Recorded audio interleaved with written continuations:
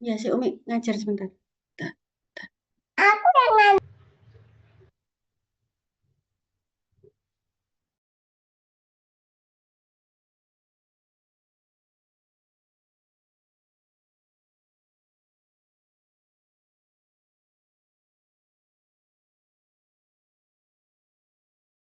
Masih saya mute ya.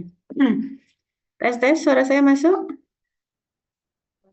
Halo, Masuk, dengar? Bu. Oke, baik. Baik, kita mulai ya asistensi praktikum mikrobiologi pada sore hari ini. Assalamualaikum warahmatullahi wabarakatuh. Waalaikumsalam warahmatullahi wabarakatuh. Saya akan share screen terlebih dahulu. Mana? Baik.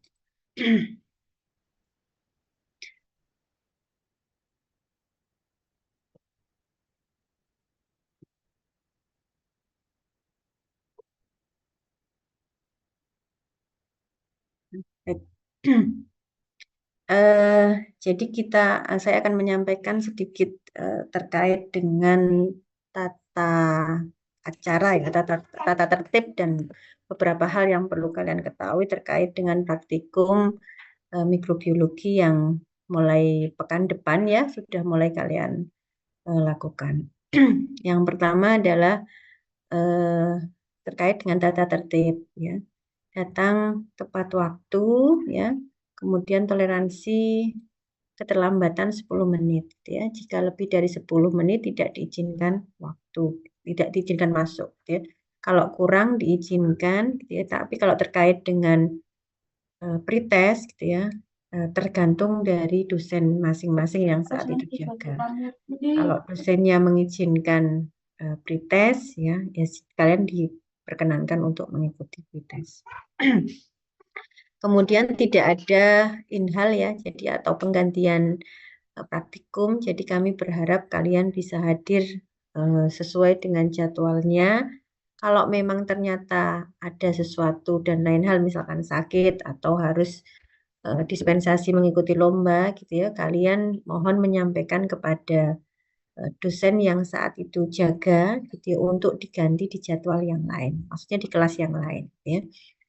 Untuk yang ketiga, tiap mahasiswa itu harus membuat rencana kerja di logbook. Jadi kalian masing-masing punya logbook. Yang logbook itu nanti akan kalian gunakan sebagai pegangan kalian selama bekerja di laboratorium. Kemudian yang keempat adalah karena kita praktikum mikrobiologi ya, jadi bekerja harus senantiasa hati-hati gitu ya, jangan sampai terkontaminasi gitu ya, karena meskipun yang kita gunakan adalah mikroba yang tidak patogen gitu ya, tetapi tetap dia adalah mikroorganisme yang harus kita anggap sebagai makhluk asing bagi tubuh kita. Jadi harus dijaga kebersihan area kerja gitu ya, hindarkan kontaminasi gitu ya, dan senantiasa melakukan pembersihan setelah praktikum. Kemudian yang selanjutnya adalah yang kelima. Iya nanti sebentar habis ini ya. Yang kelima adalah laporan praktikum. Ini tidak ada laporan praktikum, tetapi ada laporan di logbook. Jadi kalian nanti mengumpulkan laporannya dalam buku logbook tersebut. Tidak paham ini kerja. sambil main HP. Ini enggak, tadi sudah main. Nah, ini yang harus dibawa pada saat kalian praktikum adalah buku petunjuk praktikum tidak kita berikan dalam bentuk hard copy, tapi nanti di MMP kami share buku petunjuk praktikum berupa elektroniknya, filenya bisa kalian download dan kalian gunakan. Kemudian yang kedua adalah logbook kalau sekalian bawa dan kalian kumpulkan gitu ya, karena sebelum sebelum praktikum selanjutnya biasanya diminta untuk mengumpulkan hasil praktikum pada topik sebelumnya. Alat tulis harus membawa sendiri, kemudian alat-alat lain yang harus dibawa biasanya kalau memang diperlukan silakan membawa pensil berwarna, spidol permanen, ya marker. Kemudian ini sarung tangan disediakan oleh laboratorium, ya. Masker disediakan oleh laboratorium, kemudian tisu, serbet, ya. Plastik wrap disediakan oleh laboratorium, kertas label kalian bawa sendiri. Jadi tisu, kertas label, pensil itu kalian bawa sendiri. Kemudian logbook itu individu ya, tiap anak membawa logbook berupa buku kecil gitu ya, tapi jangan terlalu tebal gitu ya, karena memang sebenarnya nggak terlalu full ya, eman-eman kalau kalian beli bukunya yang tebal. Kemudian warna sampulnya untuk A1 dan A2 merah, B1 dan B2 kuning, dan C1 dan C2 hijau. Di depan logbook diberi tulisan seperti ini ya, seperti tahun-tahun sebelumnya, mungkin kalian bisa lihat di logbooknya kakak angkatan kalian. Kemudian apa saja yang ada di dalam logbook ya, seperti jurnal praktikum, tentunya ada hari dan tanggal kalian kerja, kegiatan yang akan dilakukan apa, tujuan dari kegiatan atau praktikum apa, alat dan bahan, prosedur kerja, apa namanya, tolong tidak hanya berupa narasi tulisan seperti yang ada di buku petunjuk praktikum, tetapi dalam bentuk flowchart, diagram alir ya, sehingga memudahkan kalian untuk melakukan pekerjaan ketika saat praktikum. Kemudian nanti setelah praktikum tentunya ada hasil dan ada pembahasan. Nah, pertanyaan di buku petunjuk praktikum itu ada pertanyaan ya, di akhir topik itu senantiasa ada pertanyaan, itu kalian jawab dan kalian masukkan ke dalam laporan praktikumnya. Jadi sebenarnya pertanyaan itu merupakan bagian dari laporan praktikum. Boleh dijawab dengan skema, tabel, gitu ya, agar tidak terlalu panjang dalam penulisannya ketika memang pertanyaannya memang membutuhkan waktu yang panjang. Nah, ada beberapa mata praktikum yang harus diamati di keesokan harinya, ya. Jadi kalau misalkan kalian praktikumnya hari Selasa, ada yang memang hari Rabunya kalian harus datang ke laboratorium untuk mengamati hasilnya. Topik pembenihan mikroorganisme, kemudian angka lempeng total, uji sensitivitas antibiotika, uji aktivitas antimikroba, dan beberapa identifikasi biokimia, gitu ya, itu ada yang memang harus kalian amati di keesokan harinya. Nah, ketika harus diamati keesokan harinya, wajib diamati oleh tiap kelompok ya. Jadi apa namanya, minimal tiap kelompok 2 orang yang mengamati. Nah, nanti kalian dibagi menjadi 5 kelompok, ya, masing-masing 5 orang, gitu ya. Silahkan nanti diatur sendiri siapa yang bisa untuk melakukan pengamatan. Nah, selanjutnya adalah penilaian, ya. Ini saya rubah kemarin, lupa tadi tidak saya rubah. Ini anak saya rewel ini.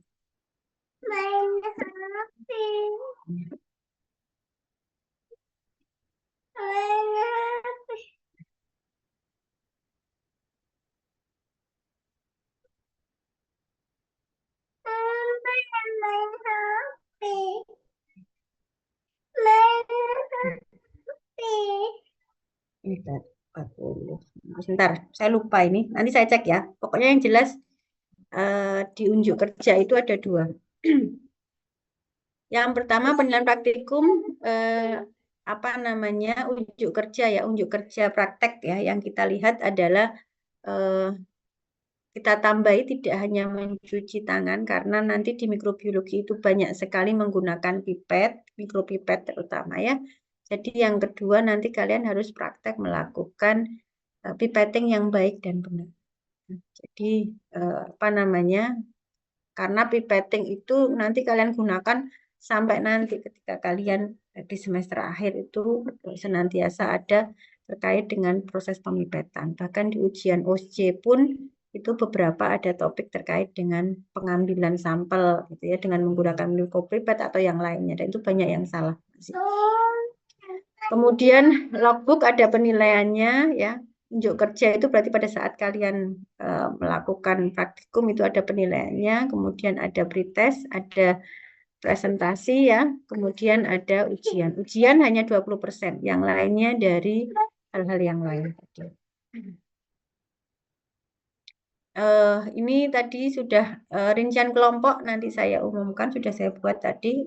Tiap kelas terdiri dari 5 kelompok, masing-masing kelompok terdiri 5 orang. Kebetulan saya cek tadi di MMP, di Sister tiap kelas terdiri dari 25 orang. Nah, untuk apa namanya jurnal praktikum ditulis di buku di logbook ya. Jadi isinya tadi sama seperti di logbook ya. Nah, laporan ditulis di logbook ya, lanjutan dari jurnal atau lanjutan dari logbook tadi. Nah, materi praktikum yang nanti akan kalian dapatkan adalah yang pertama adalah GMP dan pengenalan alat. Ini nanti akan dilakukan satu kali apa namanya pertemuan, kemudian dilanjutkan dengan sterilisasi ya, pembuatan media dan pembenihan. Ini dalam satu kali apa namanya pelaksanaan. Kemudian ada identifikasi mikroba. Identifikasi mikroba nanti ada apa namanya ada 3 ya. Yang pertama adalah pengamatan morfologi koloni, kemudian pewarnaan ya, kemudian uji biokimia. Enggak paru. Kemudian ada angka lempeng total ya, uji kepekaan kuman. Kemudian ada uji aktivitas antimikroba. Mohon maaf ya, sebentar saya tak. Ini anak saya.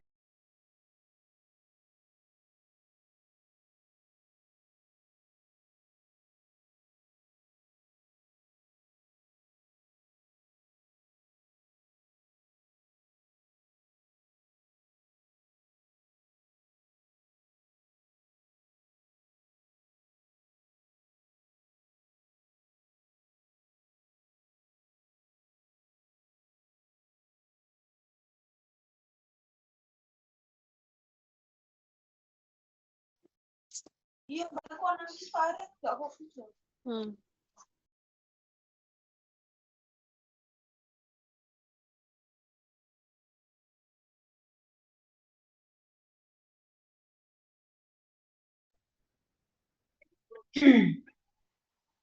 Saya lanjutkan ya.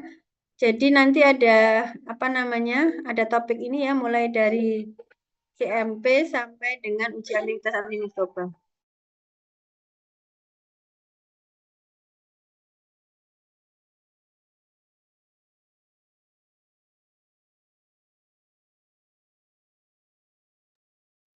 Ya, ya mohon maaf.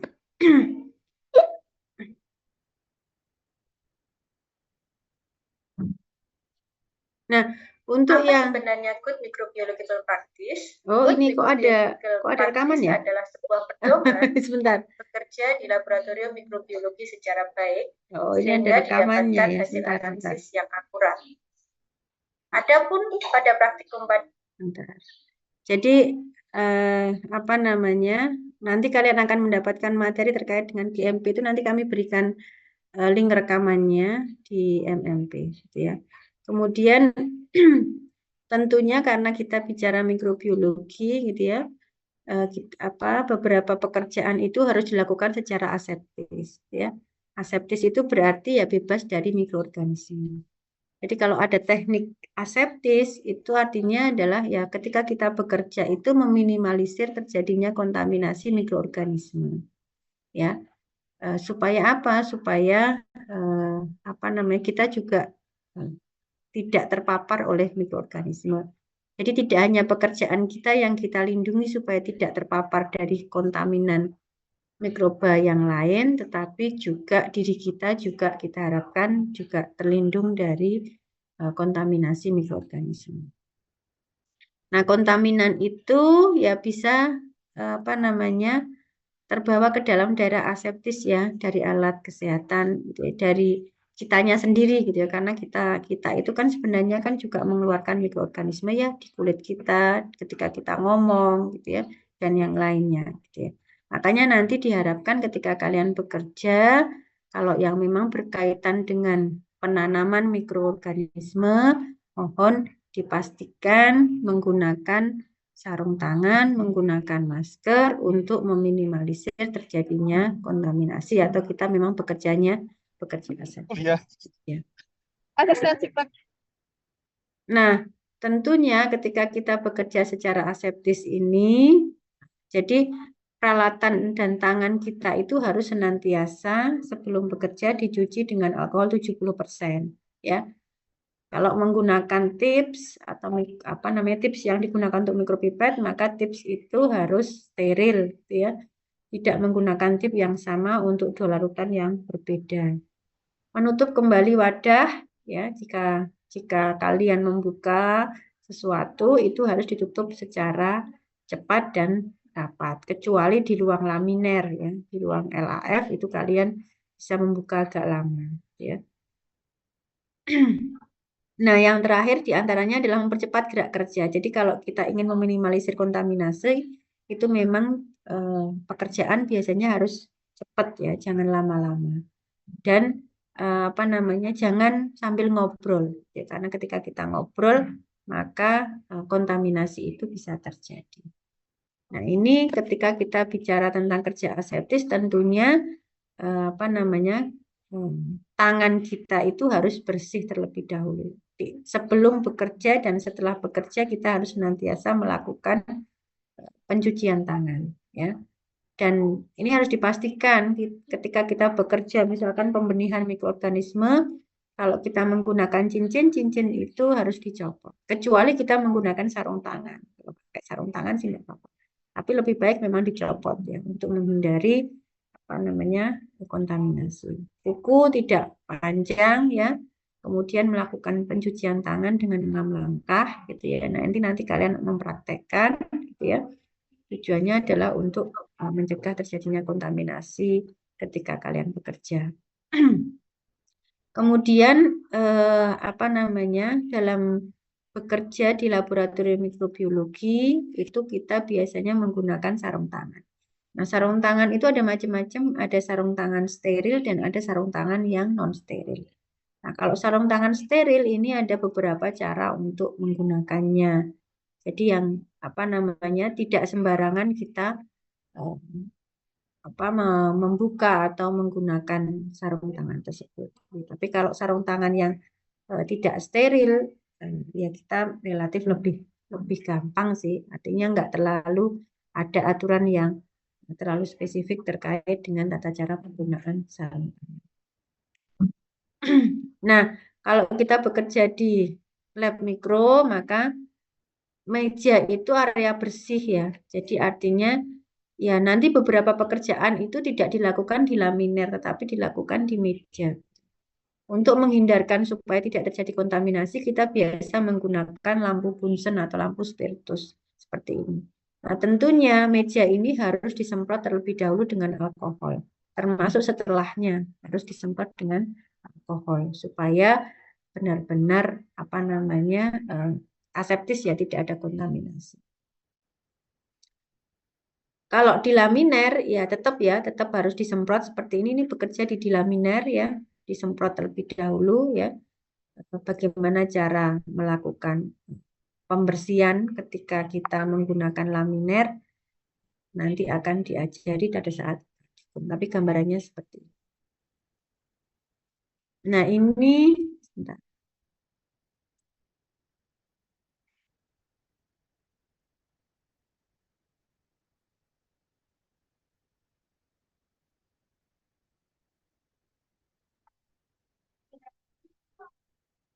Saya share buku petunjuk sebentar.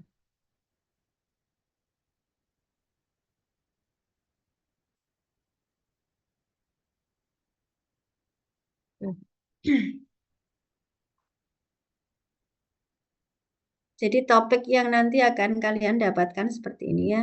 Jadi GMP, pengenalan alat dan penggunaannya, pembuatan media dan sterilisasi, pembenihan mikroorganisme. Nah, ini apa namanya kalian dapatkan nanti. Kemudian ada identifikasi, itu ada 3, mulai dari morfologi koloni, uji biokimia, dan pewarnaan bakteri. Kemudian ada kontrol kualitas mikrobiologi, itu angka lempeng total, ya. Kemudian ada uji kepekaan antibiotik dengan 2 metode, Kirby Power dan metode dilusi atau uji sensitivitas antibiotik. Ya, yang terakhir adalah uji aktivitas antimikroba. Ini nanti juga menggunakan 3 metode, metode cakra, metode sumuran, dan metode silinder. Apa yang saya sampaikan tadi, insya Allah sudah tertulis semuanya di dalam buku petunjuk praktikum, gitu ya. Terus kemudian teorinya itu sudah sebagian sudah apa namanya, meskipun pendek ya, ada di dalam buku petunjuk praktikum. Terus kemudian ini yang saya sampaikan ya. Jadi ada beberapa soal latihan itu harus kalian kerjakan dan kalian masukkan di dalam laporan praktikum kalian, di logbook kalian. Ya. Jadi di setiap bab itu senantiasa ada soal latihannya. Khusus untuk pengenalan alat, gitu ya, kalian tidak perlu menggambar alat-alatnya, tapi kalau apa namanya bisa di print ya, di foto kemudian di print alat-alatnya, gitu, inkubator seperti apa, mikroskop seperti apa yang ada di laboratorium ya yang kita gunakan. Dan apa namanya bisa ini kan macam-macam ya penggolongannya, bisa dalam bentuk tabel gitu ya. Nanti kalian kreasikan gitu ya, mulai dari ini ya bagian-bagian alatnya, kemudian bagaimana cara penggunaannya, prinsip kerja dari alat itu, fungsinya apa gitu ya. Itu kalian tuliskan di dalam hasil praktikum kalian. Kemudian untuk pembuatan media dan sterilisasi nanti kalian akan diminta membuat media, tiap kelompok membuat media, mulai dari media cair dan media padat dan media setengah padat. Jadi berdasarkan konsistensinya ada media cair, media semi padat dan media padat yang nanti akan kalian lakukan. Nah, untuk sterilisasinya kalian juga nanti akan melakukan 2 jenis sterilisasi, yaitu menggunakan panas basah autoclave dan menggunakan panas kering menggunakan oven. Ya. Apa saja yang di sterilisasi menggunakan autoclave nanti akan dijelaskan lebih lanjut di jadwal praktikum.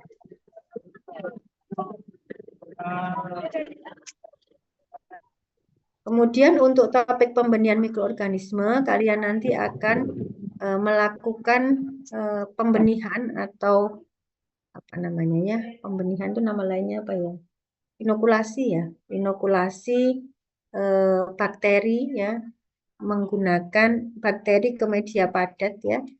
Jadi menggunakan 3 metode ini ya, ada gores sinambung, kemudian gores T gitu ya, dan yang terakhir adalah gores kuadran ya.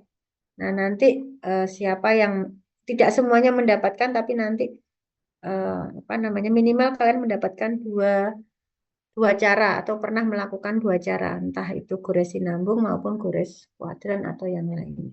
Nah, ini nanti akan diinkubasi 37 dan ada yang diinkubasi di suhu yang berbeda. Tujuannya apa?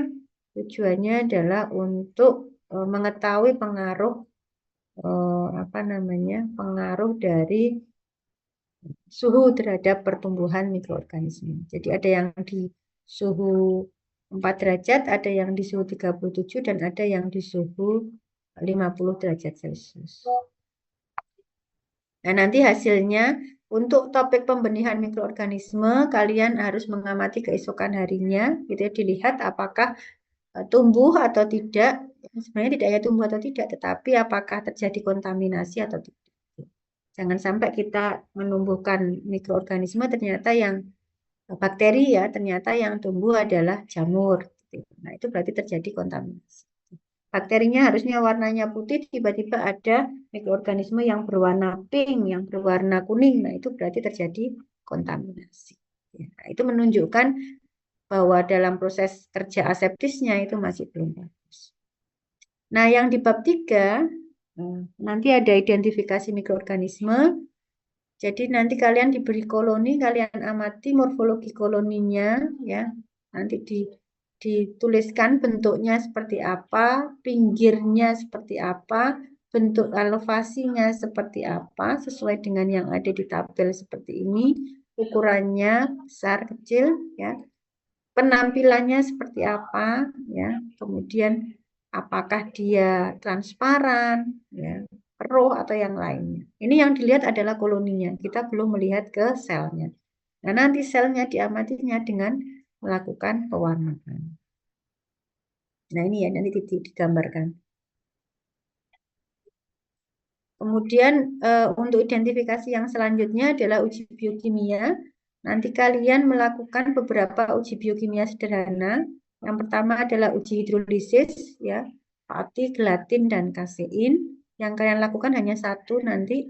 Kemudian yang kedua adalah uji biokimia pada media spesifik.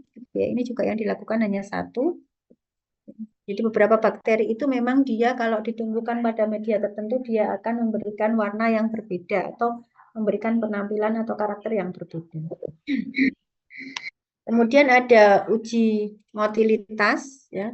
Ini nanti kalian menumbuhkan pada media setengah padat.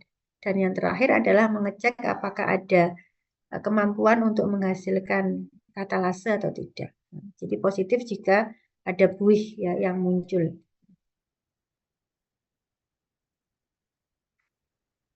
Untuk identifikasi yang terakhir adalah pewarnaan bakteri. Nanti kalian akan melakukan pewarnaan sederhana dan pewarnaan gram. Ya, tiap kelompok akan mendapatkan dua bakteri, ya, gram positif sama gram negatif. Nanti kalian warnai dengan pewarnaan sederhana dan kalian warnai dengan pewarnaan gram. Dengan pewarnaan gram nanti kalian seharusnya bisa membedakan mana yang gram positif, mana yang gram negatif. Kemudian kalian juga melihat bentuk dari bakteri tersebut, apakah Coccus ataukah Bacil dan yang lain.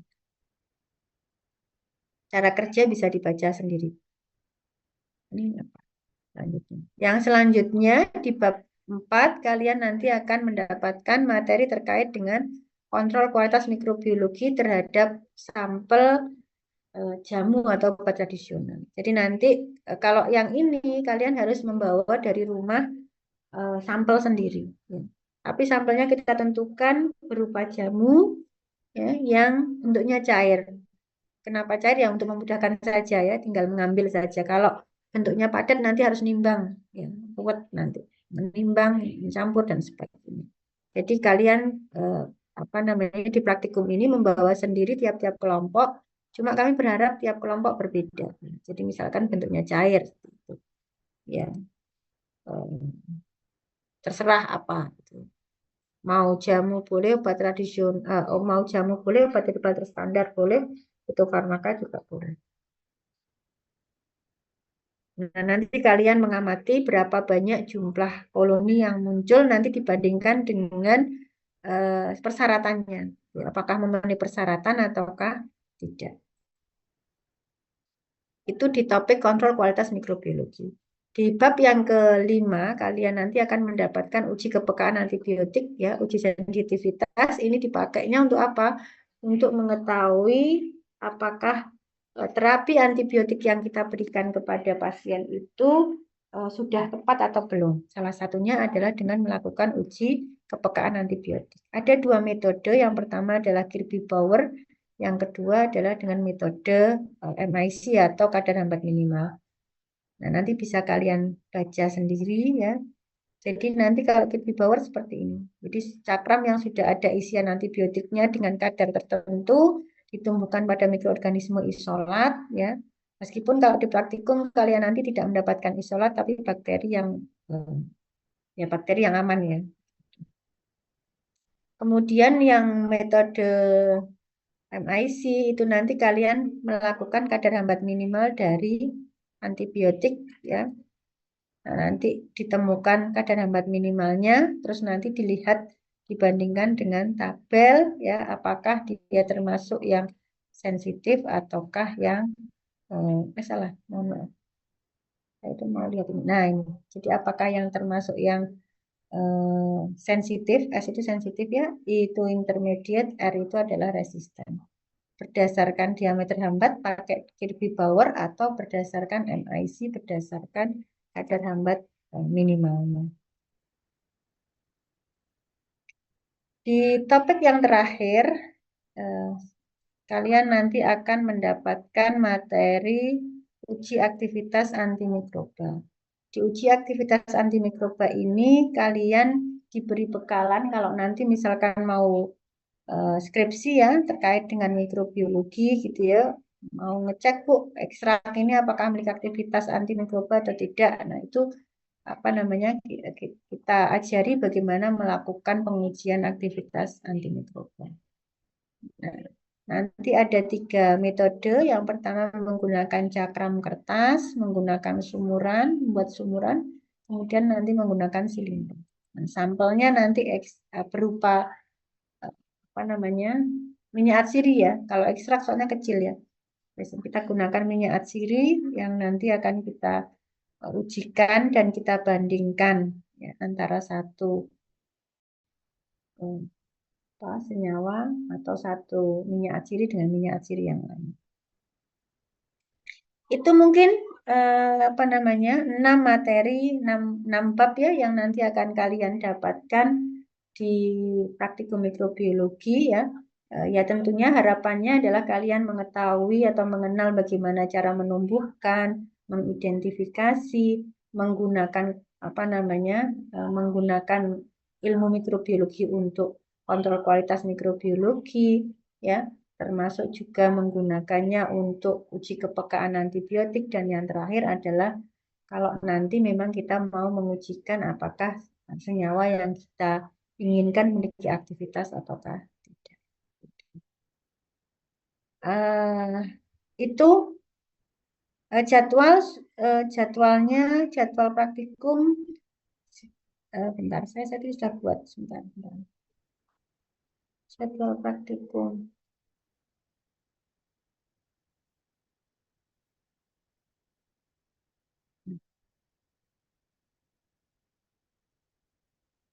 Ini jadwal praktikumnya nanti insya Allah saya share di MMP ya.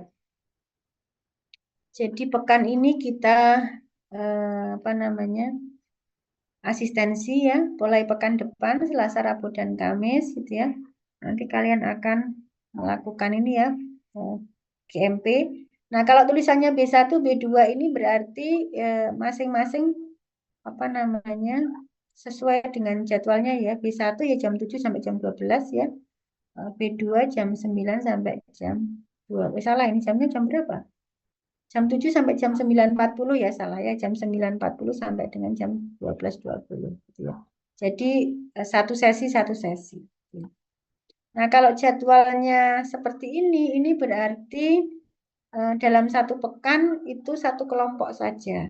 Ya. Pekan berikutnya baru kelompok satu. Jadi ini butuh waktunya 5 jam. Jadi 5 jam untuk menyelesaikan. Jadi pembuatan media, sterilisasi, dan pembinaan mikroba. Ini yang saya kasih tanda bintang itu berarti ada pengamatan di keesokan harinya. Jadi ini B1, B1, C1, C1, A1, A1. Jadi di minggu pertamanya. Minggu keduanya nanti ganti B2. C1-nya tidak praktik. Begitu seterusnya. Nah, jadi sampai di terakhir ya. UTS.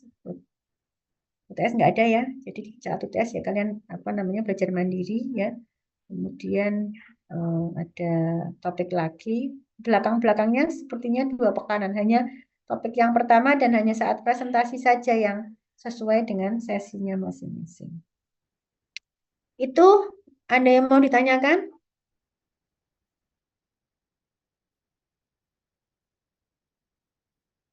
Halo, ada yang mau tanyakan?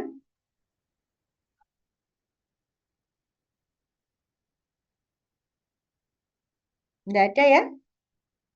Karena sama ya seperti praktikum sebelumnya. Nanti kalau kalian bingung bisa tanya kepada apa namanya teman-teman atau kakak angkatan kalian gitu ya. Ada asisten juga dari mahasiswa yang nanti akan membantu kalian selama proses pembelajaran di praktikum mikrobiologi. Kalau tidak ada, terima kasih banyak atas perhatiannya. Semoga penjelasan singkat terkait dengan asistensi praktikum mikrobiologi ini bisa kalian pahami ya. Eh, saya akhiri, kurang lebihnya mohon maaf. Assalamualaikum warahmatullahi wabarakatuh. Waalaikumsalam warahmatullahi Waalaikumsalam wabarakatuh. warahmatullahi Terima wabarakatuh. kasih, Bu. Terima Terima kasih, kasih, Bu. Bu. Tutup ya.